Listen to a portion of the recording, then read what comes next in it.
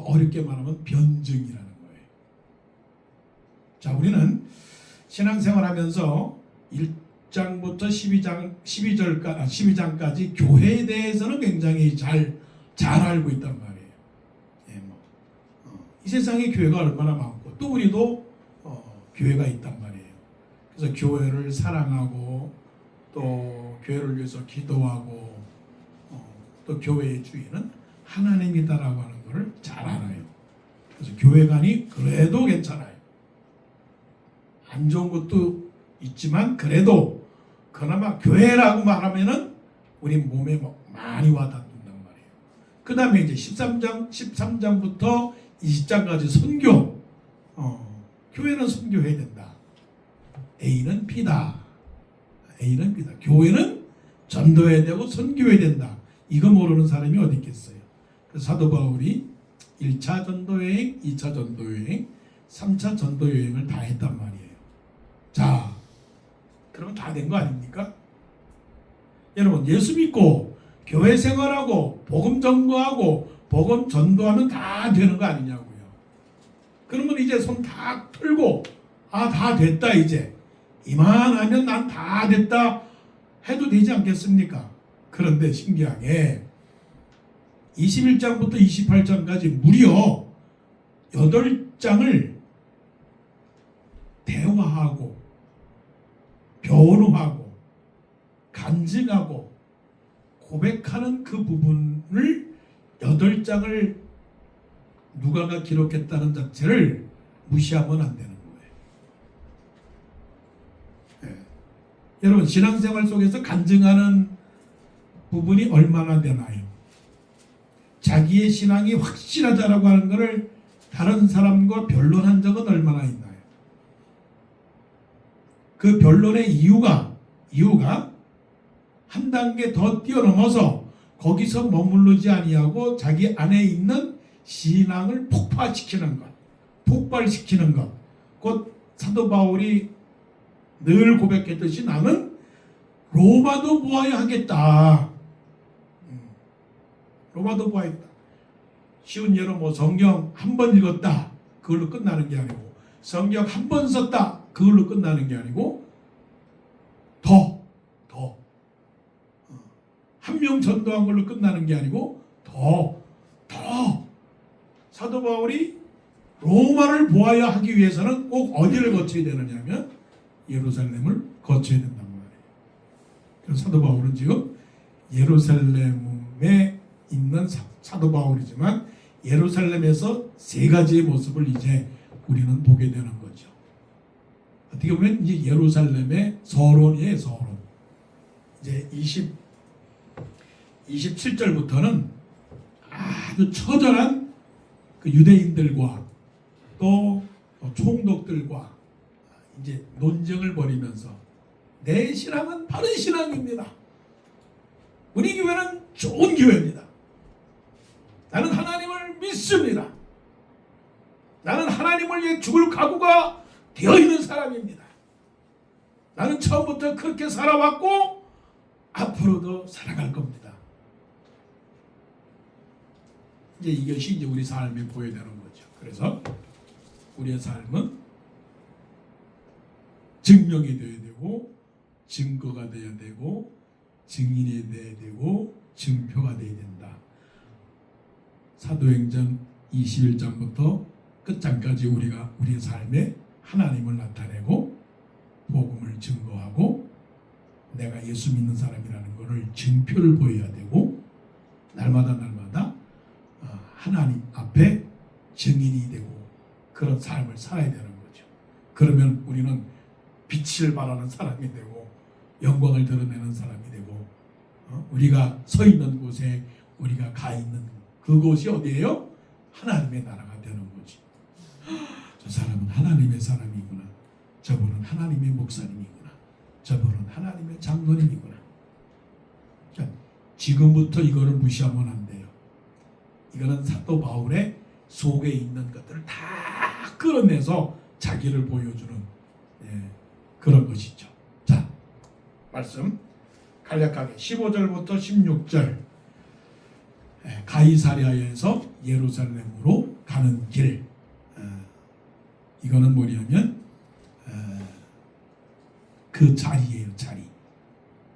사도 바울이 있는 그 자리는 어디를 바라보느냐면 예루살렘을 항상 생각한 거예요. 다니엘이 예루살렘을 생각했듯이, 예수님이 예루살렘을 생각했듯이, 사도 바울은 항상 아침에 일어나면 예루살렘을 보고, 그래서 말씀에 이렇게 나옵니다. 이 여러 날 후에 여장을 꾸린다는 것은 중요한 단어입니다. 예루살렘으로 올라갈세. 이 여러 날 후에 인생길 여러 해가 지나면서 오늘도 날마다 지난 해도 다음 해도 5년 이후에도 3년 후에도 10년 후에도 무엇을 해야 돼요? 여장을 꾸려야 돼요.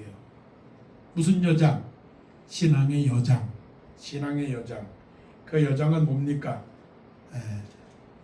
우리 삶의 모든 것들이죠. 근데 그 모든 것들이 어디로 향하고 있습니까? 예루살렘으로 올라갈세. 예수님도 해마다 올라갔고 사도 바울도 거의 한 4번 5번 예루살렘으로 올라갔는데 여러분 지금 어디로 올라가고 있습니까? 베드로도 제9시 기도 시간에 성전으로 들어가는 그 시간, 여러분들은 지금 어디로 가고 있습니까? 어디로? 그런데 그냥 가는 게 아니고 여장을 꾸렸다. 우리는 여장이 많이 필요합니다. 자동차도 있어야 되고 집도 있어야 되고 또 증명서도 있어야 되고 가족도 있어야 되고 자녀도 있어야 되고 필요한 물건들, 가구들, 때로는 뭐 옷도 필요하고 때로는 여행도 필요하고 스포츠도 필요하고 다 우리 삶에 필요한 겁니다. 우리 삶에 필요한 모든 것들, 정치든지 경제든지 사회든지 모든 것, 그것이 여장을 꾸렸다고 그랬어요. 여러분 여장을 꾸리세요. 은퇴 준비도 하세요. 집도 사세요. 결혼도 하시라고요. 투자도 하세요. 또 옷도 사세요. 뭐 영화 즐기세요. 다 즐겨요. 하나님께서 주신 그 모든 것들은 우리에게 주어진 일반의 은총이니까 다 여장을 꾸리세요. 오거나이즈를 하시라고요. 플랜을 세우시라고요. 내 인생의 플랜, 내 인생의 계획들. 이 여러 날 후에 여장을 꾸려 예루살렘으로 올라갈세. 이것이 우리 인생의 이력서가 되어야 된다는 거예요. 여러분의 이력서는 뭡니까? 이력서는 다 갖고 있어요. 그런데 그것이 예루살렘으로 가느냐, 아니면은 로마로 가느냐, 아니면은 워싱턴으로 가느냐, 아니면 서울로 가느냐, 아니면 딴 곳으로 가느냐, 이게 차이가 있는 거예요. 사도행전 1장에 보게 되면 예수님께서 사도와 같이 모이사 저희에게 분부하여 이르시되 예루살렘을 떠나지 말고 내게 들은 바 아버지께서 너희에게 약속하신 것을 기다리라. 요한은 물로 세례를 베풀었으나 너희는 몇 날이 못되어 성령으로 세례를 받으리라 하시니라. 이렇게 말씀하셨거든요. 우리의 삶의 신앙의 중심은 어디입니까? 예루살렘. 그 예루살렘이 어떤 의미를 갖고 있습니까? 우리가 뭐 거룩한 성 예루살렘, 예루살렘 그 거룩한 성아, 너무 좋은 예루살렘 성이잖아요. 그런데 사도 바울이 예루살렘으로 가는 그 길은 어떤 길입니까? 결박과 환난이 나를 기다린다 하시나. 하나님께 받은 사명 곧 주 예수의 복음을 증거하려 하면은 나의 생명을 조금도 귀한 것으로 여기지 아니하노라. 이 예루살렘의 그 자리, 예루살렘으로 가는 거리, 사도 바울이 지금 그 있는 그 자리는 어떤 자리입니까? 죽을 자리. 죽을 자리. 모든 것은 다 어떻게 해요? 주님을 위해서 죽을 자입니다.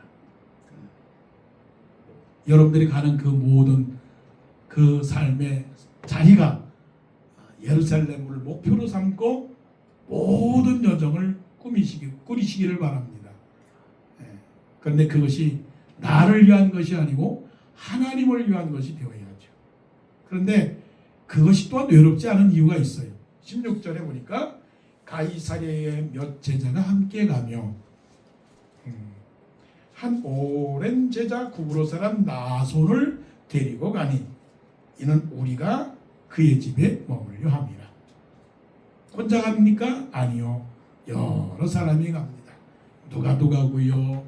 또 실라도 가고요. 디모데도 가고요. 또 여러 사람들이 등장하지 않는 인물들이 많아 있어요. 즉 우리에는 나 혼자만이 아니라 우리 같이 있잖아요. 우리만이 아니라 또 많은 교회 성도들이 모두가 다 예루살렘으로 지금 가고 있지 않습니까? 그 사람들이 어떤 사람입니까? 다 하나님을 위하는 사람들. 하나님을 위하여 내 목숨을 바치려고 하는 사람들. 그 중에는 부자도 있고 가난한 사람도 있고 나소는 아주 예루살렘에 큰 집이 있던 사람입니다. 기독교는 가난한 사람들의 종교다. 가난한 사람을 위한 말씀이다. 천만에요. 하나님은 가난한 사람들을 불쌍히 여기기도 하시고 또한 부한 사람을 통해서 또한 역사하시는 거예요. 이미 하나님께서 예비하셔서 나손이라고 하는 사람을 가이사랴에서 만나게 하시고 가이사랴에서 나손과 함께 예루살렘으로 가는 겁니다. 가이드가 되는 거죠. 그 길이 거의 100km 정도 되니까 가이사랴 그 바닷가에서 예루살렘까지 가려면 거의 100km, 거의 70마일, 70마일 정도, 70마일 정도 가야 되는 거리니까 차 타고서 1시간 반 거리라고 하지만 아마 3일 정도, 그 당시 걸어서는 3일 정도 걸렸으니까 그 길은 쉬운 길은 아니었지만 그 길을 가는 데는 누가 있습니까? 함께 가는 사람들이 있는 거죠. 그러므로 예루살렘으로 가는 그 거리를 가는 내 삶의 자리, 그거는 결코 후회스러운 자리가 아닙니다. 영광스러운 자리고 기쁜 자리고 복된 자리이기 때문에 오늘도 또 내일 일어나서 일터로 나가야 되겠지만 그러나 그 일터나 삶의 자리는 내 마음은 어디입니까? 예루살렘이다. 예수님께서 33년을 사시는 동안 목표는 어디였느냐? 골고다 언덕이었다는 사실이죠. 내 마음에 누가 있습니까? 예수님이 있습니다. 예수님은 골고다 언덕에서 죽으셨습니다. 바울도 죽었습니다. 그러면 나도 또한 예루살렘으로 가서 죽는 그런 신앙의 각오를 한다면 그 인생은 축복된 인생, 영광받을 인생이죠. 자, 바울의 삶의 자리가 예루살렘이었다. 예루살렘. 그 다음에 17절부터 19절까지 20절까지 자, 어떤 일이 벌어졌느냐. 예루살렘으로 들어가니까 형제들이 어떻게 해요? 우리를 기꺼이 영접하거늘. 기꺼이 영접했다라고 하는 것은 마음으로 따뜻하게 어서 오십시오. 어서 오십시오. 환영합니다. 예루살렘에 입성하신 것을 환영합니다. 이런 인사를 했다는 거죠. 그 예루살렘에 들어가서 누구를 만났느냐면 야고보를 만났습니다. 성경에서 야고보는 여러 인물들이 나오는데 사도행전 15장에서 헤로스 때문에 죽은 야고보는 요한의 형제 야고보고 세베대의 아들 야고보와 요한인데 그 형 야고보고 오늘 여기에 야고보는 예수님의 동생 야고보예요. 동생 야고보. 동생들 야고보, 요셉, 시몬, 유다 네 형제가 있었어요. 예수님이 큰 형이고 동생들이 3명 있었고 또 여자 동생들도 있었지만 이름은 나오지 않습니다. 그래서 야고보를 만났는데 야고보와 함께 장로들도 있었어요. 자, 이거를 보게 되면 야고보는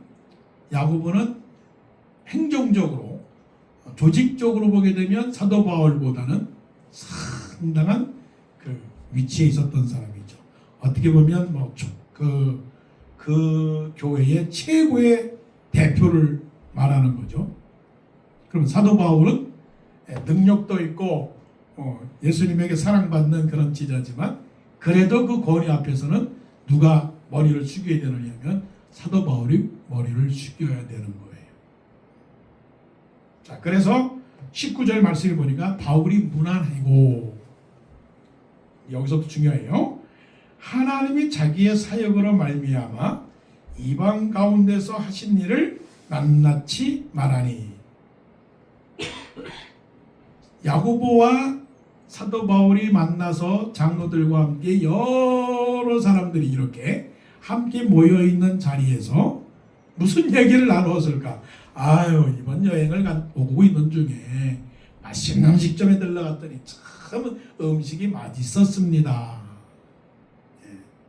아, 비가 너무 많이 와서 뭐 그런 얘기도 안 했을 리는 없겠지만, 여기에서 성경이 우리에게 주는 초점이 있습니다.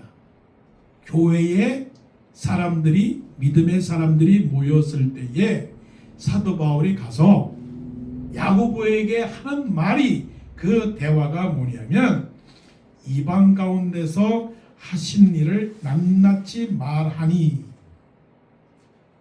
이게 뭘 말하는 겁니까?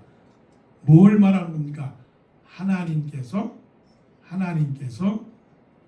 저를 통하여 하나님의 말씀이 증거되었고, 그것으로 인해서 많은 사람들이 예수님을 믿었고, 때로는 병을 고침을 받았고, 때로는 위기 가운데서 우리를 보호해 주셨고, 또 하나님께서 많은 일들을 통해서 주의 말씀이 전파되게 되었습니다.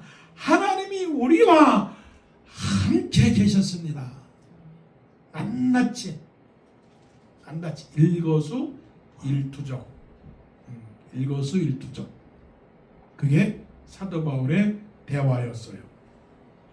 그런데 20절에서 뭐라고 말씀하셨느냐면 그들이 듣고 하나님께 영광을 돌리고, 그들이 듣고 하나님께 영광을 돌리고. 사도 바울은 날마다 하나님께 영광을 돌리는 삶을 살았다는 거죠. 그럼 하나님께 영광을 돌리는 삶이 어떤 삶이냐 하는 거죠. 자기의 영광을 구하는 삶이 아니고 하나님께 영광을 돌리는 삶이었습니다. 이거는 사도 바울이 고린도 전후서를 통해서 자기가 어떻게 살았는가를 보여주는 거죠.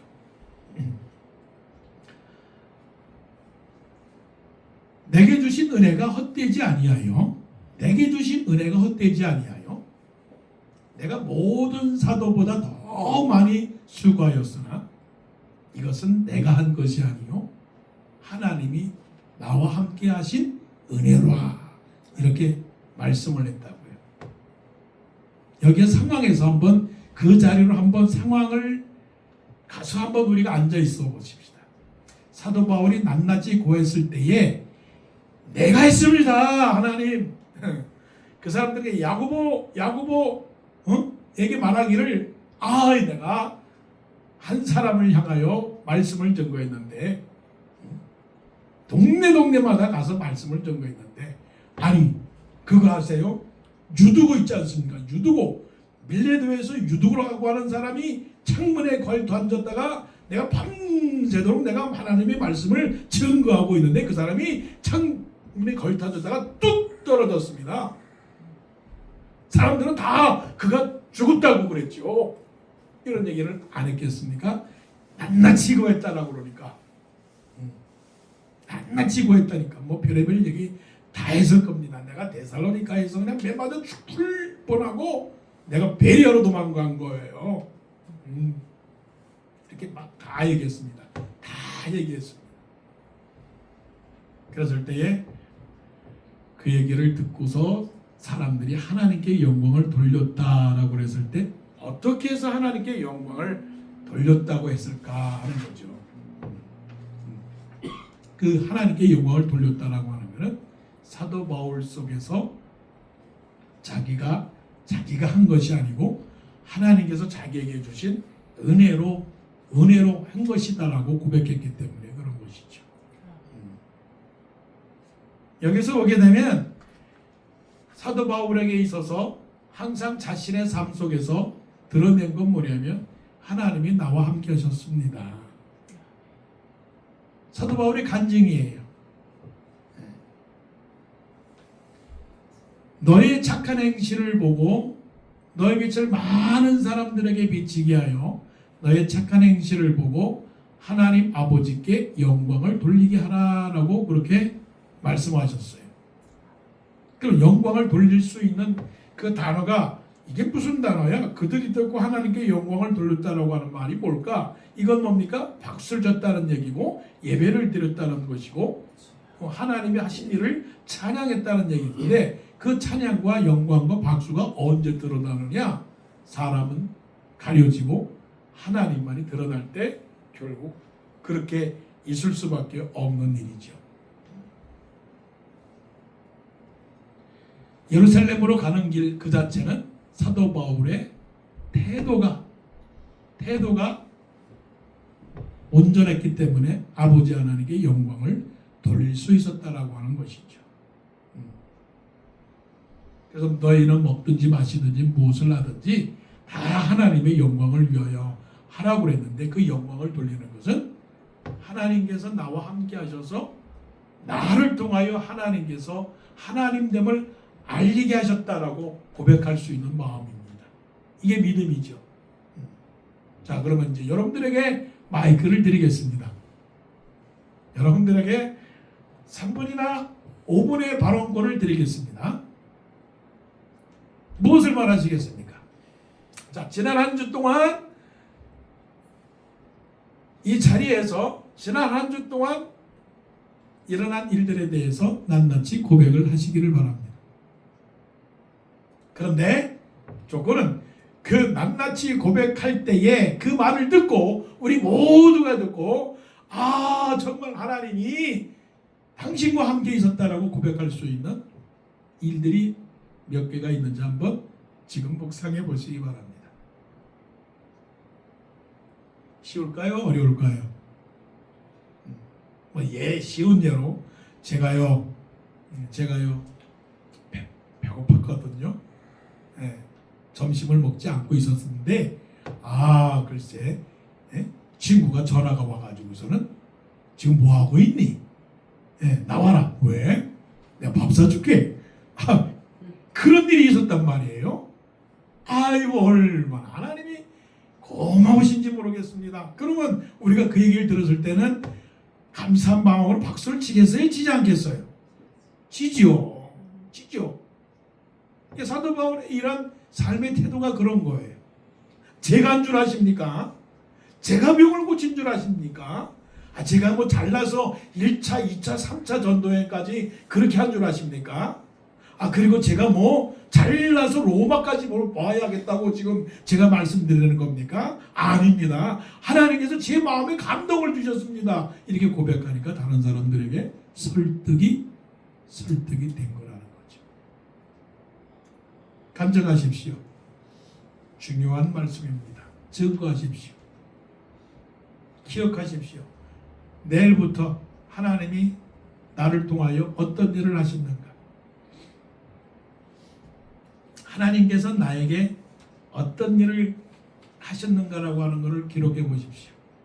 그리고 자기 자랑을 하지 마십시오. 요즘은 신앙인들이나 어떤 사람들이 정말로 자기 자랑하는 사람이 너무 많아. 목사가 볼 때도 자기 자랑하는 사람이 너무 많단 말입니다. 내가 100명을 1년에 전도를 했습니다. 하든지 내가 성경을 1년에 10번을 읽었다든지 그런 것들은 아주 단순한 것들이고요. 내가 뭐 10년 만에, 20년 만에, 30년 만에 뭐 이런 일들, 성공의 스토리들을 얘기하는 사람이 많은데 그거는 하나님께 영광을 돌리지 못합니다. 자기 영광은 받을 수 있겠지만 하나님께 영광을 돌릴 수는 없는 것이죠. 하나님께 영광을 돌리는 사람은 하나님께서 나를 통하여 하나님께서 하신 일들을 드러냈을 때, 내가 지은 내 백성을 오게 하라, 내가 지은 내 백성을 오게 하라, 그들은 내 영광을 위하여 만들었고 지었느니라고 그렇게 말씀을 하셨거든요. 그러니까 우리는 결코 나라고 하는 건 없습니다. 나라고 하는 존재는 없습니다. 결코. 오직 우리 안에 누가 있습니까? 하나님만이 있는 거죠. 그게 바로 우리 신앙의 태도예요. 태도. 자, 마지막 굉장히 고민스러운 게 하나가 있어요. 자, 어디서부터냐? 20절부터 26절까지의 아주 이해할 수 없는 것. 어떻게 보면 사도 바울이 치사하다. 야, 내가 존경했던 사도 바울이 이럴 수가 있느냐라고 하는 그런 처신이 나옵니다. 처신. 어떤 처신인지 보세요.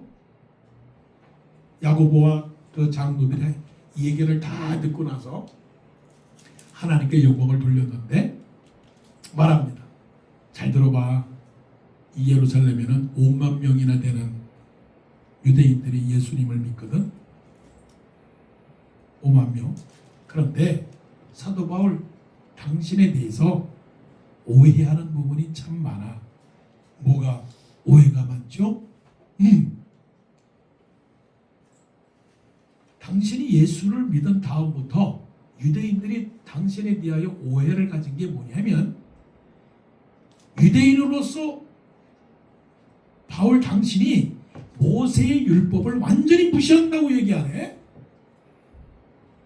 그렇게 가르쳤는가? 무슨 말씀입니까? 제가 어찌 모세의 율법이 아무것도 아니고 무시해도 된다고 얘기했습니까? 저는 모세의 율법으로는 구원을 받을 수 없다고 얘기했을 뿐입니다. 단지 예수 그리스도를 믿음으로 말미암아 그 은혜로 말미암아 구원을 얻을 수는 있는 것이지 율법으로는 구원을 얻을 수 없다고 얘기했습니다.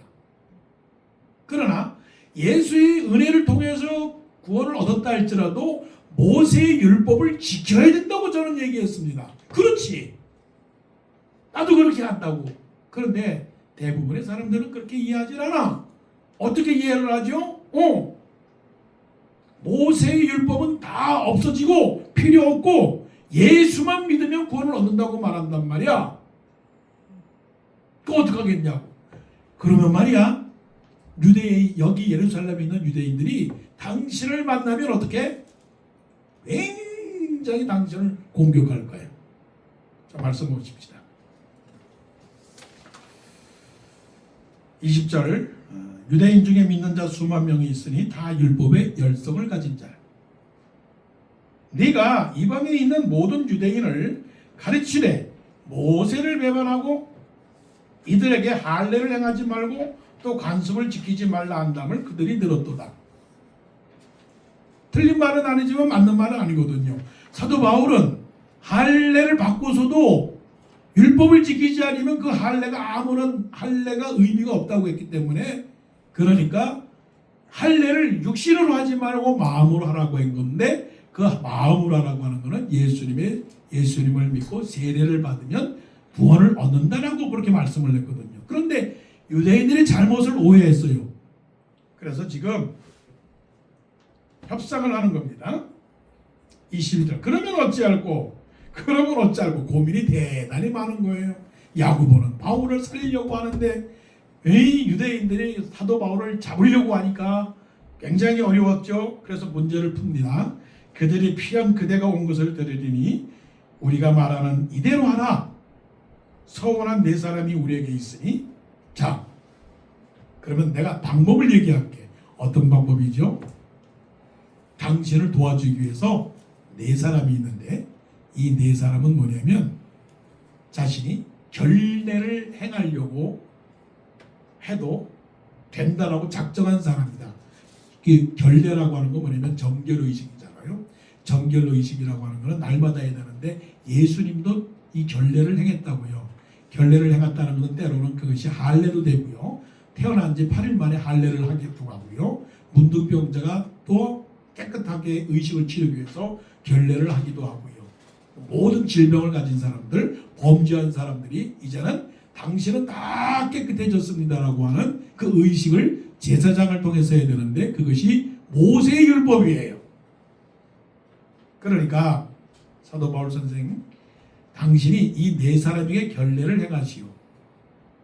결례를 행할 때 머리를 깎는 거라. 머리를. 왜 머리를 깎느냐면 자기 자신을 완전히 이제 그 깨끗하게 하는 심정으로 머리를 미는 거예요. 그래서 사도 바울도 갱그리아에서 머리를 깎았다고 하는데 그것이 하나의 결례의 의식이다라고 이제 우리가 이해를 하는 거죠. 그럼 결례의 의식을 가져라. 그러면 유대인들이 그 결례의 의식을 보는 것을 가지고 당신도 모세의 율법을 따라가는구나. 우리가 잘못 오해했구나. 그래서 그들의 마음들이 이해가 되고 누그러질 게 아니겠느냐 했어요. 거기까지 사도 바울에게 얘기를 했어요. 그러면 이제 공은 사도 바울에게 던져졌으니까 결정은 누가 해야 되는 겁니까? 사도 바울이 해야 되는 것입니다. 자, 이 상황에서 사도 바울 자신은 고민스러울 거예요. 뭐냐면 구태여 모세의 율법의 결례를 행하여야 할 필요가 있겠는가? 예수님만 믿으면 되는 것이지. 그러니까 예수님만 믿으면 모세의 결례는 필요 없다고 생각하는 것이 사도 바울의 논리예요. 그런데 유대인들을 설득하기 위해서는 사도 바울도 모세의 율법을 무시하는 것이 아니다라고 하는 것을 보여주어야 되기 때문에 참 사도 바울도 고민스러웠던 그런 결정의 순간이었어요. 그런데 어떤 결정을 했느냐? 자, 봅시다. 26절, 사도 바울이 이 사람들을 데리고 이튿날 그들과 함께 결례를 행하고, 참, 결례를 행했다고 그랬어요, 사도 바울이. 그러면 어떤 사람들이 이 유대인 기독교인들 입장에서 볼 때는, 아니 사도 바울, 당신이 결례라고 하는 것을 행한다면 당신이 다시 모세의 율법으로 돌아가는 겁니까? 그리고 지금까지 전거한 그 예수 그리스도의 복음은 무시되는 겁니까? 또 혼동을 줄 수 있잖아요. 그래서 사도 바울의 처신이라고 하는, 신앙의 처신이라고 하는 주제가 여기서 품을 수가 있겠지요. 자, 그러면 사도 바울을 여러분들은 어떻게 생각하십니까? 사도 바울을 어떻게 평가하시겠느냐고요. 유대인들처럼 사도 바울을 오해하시겠습니까? 아니면 여러분들은 사도 바울의 이 처신의 뜻을 이해하시겠습니까? 자, 사도 바울의 고백을 들어보십시오. 뭐라고 고백을 했느냐면 이런 고백을 합니다. 유대인들에게 내가 유대인들과 같이 된 것은 유대인들을 얻고자 함이요. 이 사도 바울의 깊은 마음을 이해하셔야 돼요.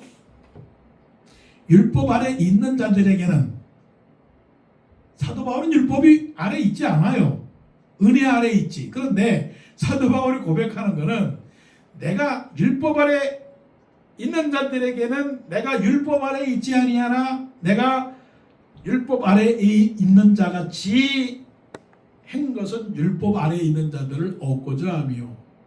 야, 이 신앙의 수준이라고 하는 건 대단히 높은 거예요. 우리는 이것들을 무시하고 들어가요. 그냥 교회와 선교 여기에만 머무르고 있을 뿐이지 이 다음에 이 사도 바울의 그 깊은 뜻을 까지 못 가는 거예요. 또 약한 사람들에게 내가 약한 자와 같이 된 것은 약한 자들을 얻고자 하며 내가 여러 사람에게 여러 모습이 된 것은 아무쪼록 몇 사람이라도 구원하고자 함이니 내가 복음을 위하여 모든 것을 행함은 복음에 참여하고자 함이라. 독실하다는 것과 독선이라고 하는 말을 알아요, 여러분? 독선이 뭐고 독실이 뭔지 아세요? 독실하다라고 하는 것을 주장하면서 자기 스스로가 독선의 늪에 빠지게 되는 오류가 있단 말이에요. 그러니까 때때로는 하나님의 말씀을 너무 지키려고 하는 그런 신앙인들이 어떻게 보면 하나님의 말씀이 주어지는 그 뜻을 무시할 수가 있단 말이에요. 이거는 굉장히 어려운 거죠. 이거를 뭐 세례의 기도와 바리새인의 기도를 통해서도 우리가 찾아볼 수 있는 것이죠. 그리고 또 부자의 연보와 가난한 자의 연보, 가난한 과부의 그 연보를 통해서도 알 수 있는 것이고요. 그러니까 사도 바울은 유대인들에게 이렇게 하는 것이 올바른 것이 아닌 줄을 알지만, 그러나 유대인들을 얻으려면 이렇게라도 하겠다라고 하는 처신. 근데 그 처신이 지나친 처신이 아니고 하나님의 말씀의 법에 어긋나는 처신이 아니고 하나님의 영광을 드러내기 위한 처신이었다라고 하는 것에서 우리가 얼마나 스스로 보다 더 자유스러워야 되고, 때로는 보다 더 율법 아래에 있어야 되고, 때로는 또 율법을 벗어나야 되고, 또 자유를 누려야 되고, 때로는 자유를 누리지 못하게 되는, 그래서 자기 몸을 쳐 복종하게 하면 내가 도리어 남에게 버림이 될까봐 두려움이라고 하는 그런 말씀을 한 사도 바울처럼 어떤 상황이든지 우리는 지혜가 필요합니다. 예를 들어서 이단이 있습니다. 이단. 우리는 이단에 대해서 말하기를 그 이단에 대해서는 뭐 물리쳐야 되고 뭐 교제하지도 말고 문 앞에 들어오지도 말게 한 거란 말이에요. 그건 맞아요. 그런데 그 사람에게 하나님의 복음이 전달할 수 있는 기회가 올 것 같은 느낌이 든단 말이에요. 그때는 어떻게 하겠어요? 대화를 하실래요? 대화를 하지 마실래요? 사도 바울은 그런 상황이라면 그 사람이 이단이라 할지라도 하나님의 복음을 들을 수만한 그런 기회나 마음의 자세가 있다면 그들과 대화를 했다라고 하는 거예요. 참 어려운 신앙의 질문이지만 그런 사도 바울의 신앙의 처신을 생각하면서 우리도 자유롭지만 자유롭지 않은 것, 율법적이지만 비율법적인 것, 유대인이지만 유대인이 아닌 것처럼, 유대인이 아니지만 유대인과 같이 그런 신앙생활을 해서 예루살렘에 있는 사도 바울의 모습, 항상 그 자리가 예루살렘으로 향하고 있는 것, 내가 한 것은 항상 하나님께 영광을 돌리는 것. 어떤 상황에서도 믿음의 사람으로서 처신을 잘하는 것, 그렇게 될 때 바로 우리는 늘 끊임없는 예루살렘으로 가는 길이 될 줄로 믿습니다.